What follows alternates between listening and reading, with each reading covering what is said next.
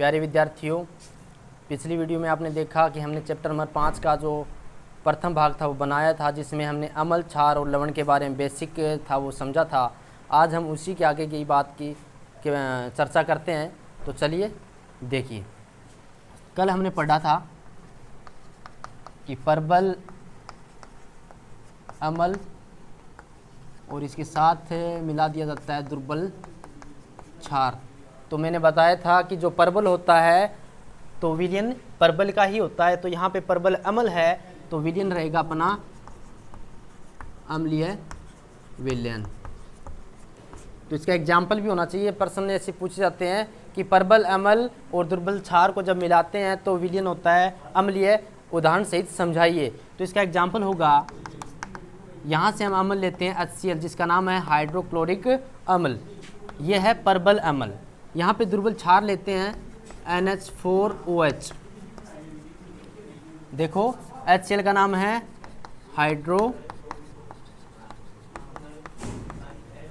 Hydrochloric अम्ल।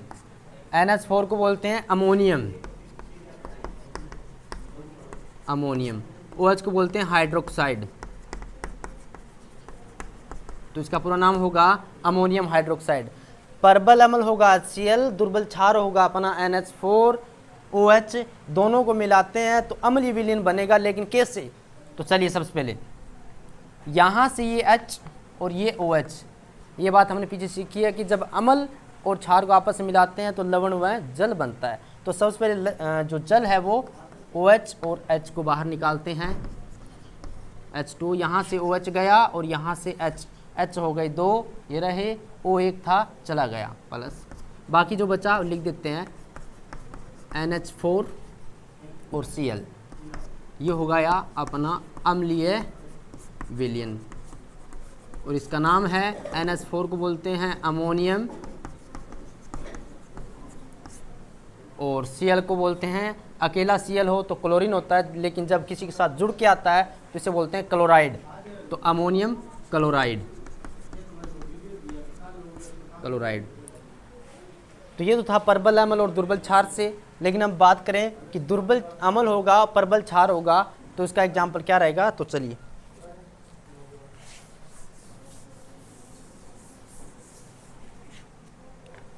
इस बार हम लेते हैं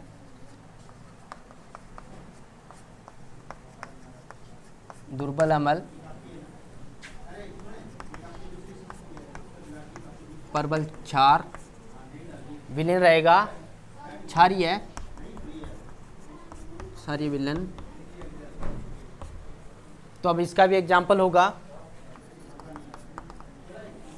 दुर्बल अम्ल की जगह हम लेते हैं CH3COOH। इसका नाम पीछे बताया हुआ है एसिटिक अम्ल, जो सिरके में पाया जाता है, एसिटिक अम्ल दुर्बल अम्ल है। प्रबल क्षार लेते हैं NaOH, इसका नाम Na का सोडियम, OH को बोलते हैं हाइड्रोक्साइड।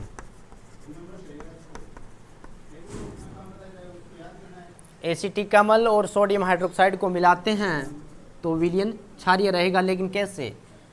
यहाँ से OH, यहाँ से H, बाहर चला जाता है H2O जल, बाकी बचा क्या अपने पास? यहाँ से CH3 और यहाँ से COONA। तो ये हो गया अपना विलयन क्षारीय विलयन। तो दुर्बल अम्ल और प्रबल क्षार को आपस में मिलाते हैं तो विलयन क्षारीय विलयन रहेगा। एग्जाम्पल आपके सामने नोट डाउन कर लीजिएगा। अब यहाँ से एक प्रश्न होता है, बुक में दिया हुआ है, प्रश्न रहता है क्रिस्टलन जल से क्या तात्पर्य है। इंपॉर्टेंट हो सकता है कि क्रिस्टलन जल से क्या तात्पर्य है, किसे कहते हैं। तो इसका आंसर है, देखो सबसे पहले एक एग्जाम्पल होता है इसका, जैसे इसे दिया हुआ है Na2CO3 डॉट लगा करके 10H2O, 10 अणु जल के। तो पहले इसका नाम क्या होता है Na को बोलते हैं सोडियम, जो ऊपर लिख रखा है यहाँ पे, और CO3 को बोलते हैं कार्बोनेट। कार्बोनेट, सोडियम कार्बोनेट के साथ में जो जल के अणु जुड़े हैं इन्हें बोलते हैं कृष्ण जल। तो इसकी परिभाषा क्या लिखते हैं, यहाँ लिख देते हैं, सोडियम कार्बोनेट के साथ 10 अणु जल के जुड़े होते हैं, इसे क्रिस्टलन जल कहते हैं। तो ये इसका आंसर होगा। पूछा जा सकता है कि कृष्ण जल क्या है, तो ये परिभाषा है इसकी कि सोडियम कार्बोनेट के साथ में 10 अणु जल के जुड़े होते हैं, जिसे कृष्ण जल कहते हैं। तो ये तो था बेसिक। अब बात करते हैं कि अम्ल क्षार के बारे में कई परिभाषाएं हैं, कई वैज्ञानिकों ने अपनी अपनी परिभाषाएं दी है। तो सबसे पहले बात करेंगे आर्यनियस संकल्पना की। तो चलिए देखते रहें।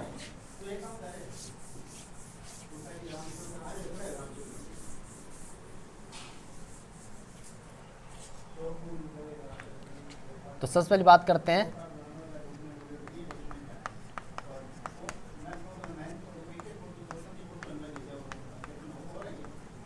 संकल्पना की, आर्यनियस संकल्पना। तो कुछ परिभाषा दी थी कि अम्ल क्या होता है, क्षार क्या होता है, इनके अनुसार 1887। तो इसे लिखा हुआ भी है कि आर्यनियस ने सबसे पहले 1887 में अम्ल और क्षार की परिभाषा दी थी। तो इनके अनुसार अम्ल क्या है और क्षार क्या है, लिखते हैं। वे पदार्थ जो जल में विलय होकर, विलय का मतलब होगा घुलकर, वे पदार्थ जो जल में विलय होकर हाइड्रोजन आयन,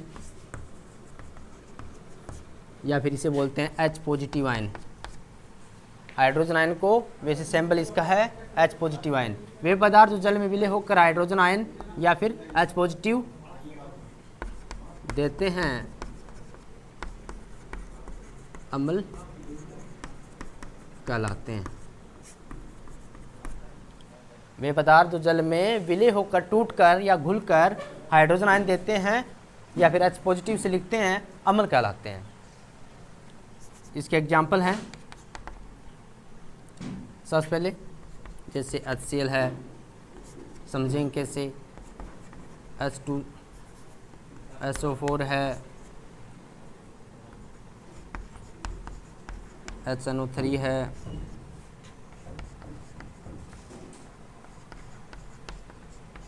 CH3COOH है, H2CO3 है। तो सबसे पहले इनके नाम लिखते हैं। इसका नाम है हाइड्रोक्लोरिक अम्ल।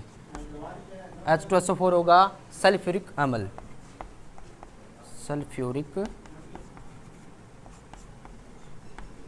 अम्ल। HNO3 को बोलते हैं नाइट्रिक अम्ल। ये पीछे समझा हमने एसिटिक अम्ल।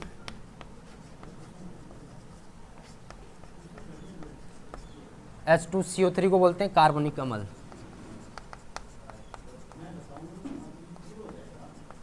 कार्बनिक अम्ल। तो चलिए बात करते हैं कि हाइड्रोजन आयन कैसे देते हैं। यहाँ पे H है तो H पॉजिटिव प्लस जो बाकी रह जाएगा वो Cl नेगेटिव रह जाएगा। यहाँ से H था वो रहेगा प्लस में, जितने भी H हैं वो प्लस में रहते हैं, तो ये H प्लस में और बाकी रहा Cl नेगेटिव में। दोनों को जोड़ेंगे तो HCl वापस बन जाता है। इसी प्रकार यहाँ पे H है 2 तो 2H पॉजिटिव प्लस SO4 रहेगा नेगेटिव। ऐसे यहाँ से H positive plus NO3 negative. यहाँ से CH3 मेथिल है, इसे छोड़ करके H ये वाला लेंगे, यहाँ से H पॉजिटिव प्लस बाकी जो बचा CH3COO नेगेटिव, यहाँ से 2H पॉजिटिव या फिर 1H positive plus HCO3 negative. तो इस प्रकार से जहाँ पे H पॉजिटिव दिखाई देगा उसको बोलेंगे हम अम्ल। किसके अनुसार? ये बात कही थी हमें आर्यनियस ने। तो ये तो थे। और यहाँ पे एक चीज़ और, यहाँ से ये पूछा जा सकता है कि इनमें से प्रबल अम्ल कौन है और दुर्बल अम्ल कौन है। इनमें से प्रबल कौन और दुर्बल कौन? तो यहाँ से एक प्रबल है HCl, एक है H2SO4, एक है HNO3। यहाँ से दुर्बल है 2 CH3COOH और दूसरा है H2CO3। प्रबल का मतलब मैंने बता दिया आपको कि वे अम्ल जो जल में पूर्ण रूप से विलय हो जाते हैं प्रबल अम्ल कहलाते हैं, और वे अम्ल जो पूर्ण रूप से या आंशिक रूप से विलय होते हैं उसे दुर्बल अम्ल कहते हैं। तो इसी प्रकार अब बात करते हैं हम आर्यनियस के अनुसार क्षार के बारे में।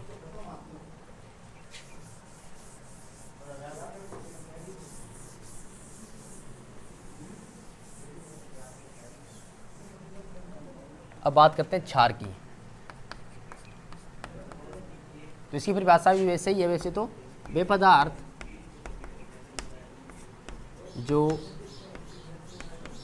जल में विलय होकर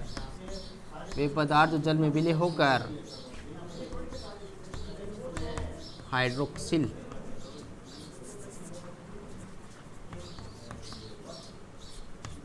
वे पदार्थ जो जल में विलय होकर हाइड्रोक्सिल आयन या फिर इसे लिखते हैं OH नेगेटिव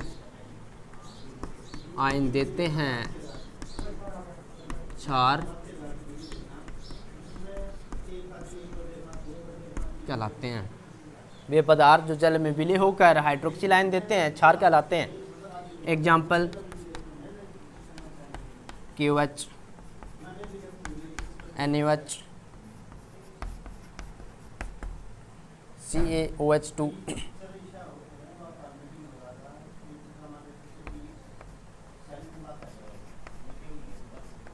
MgOH2। इसका नाम है, K को बोलते हैं पोटेशियम,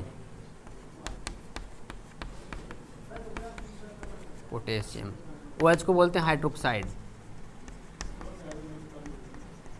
पोटेशियम हाइड्रोक्साइड। Na को बोलते हैं सोडियम, OH को हाइड्रोक्साइड।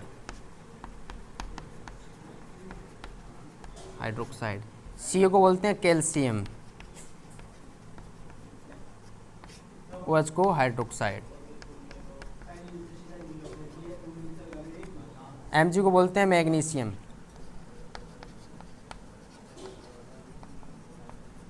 OH को बोलते हैं हाइड्रोक्साइड। तो इस प्रकार से इनके नाम है। तो यहाँ से देखो ये क्या देंगे OH नेगेटिव, तो यहाँ से OH नेगेटिव पहले निकाल देते हैं, बाकी क्या बचा यहाँ पे K, तो K पॉजिटिव OH नेगेटिव, तो ये क्षार कहलाता है। यहाँ से Na पॉजिटिव और बाकी बचा OH नेगेटिव, तो यहाँ देखो OH नेगेटिव दिखाई देगा तो ये क्षार कहलाता है।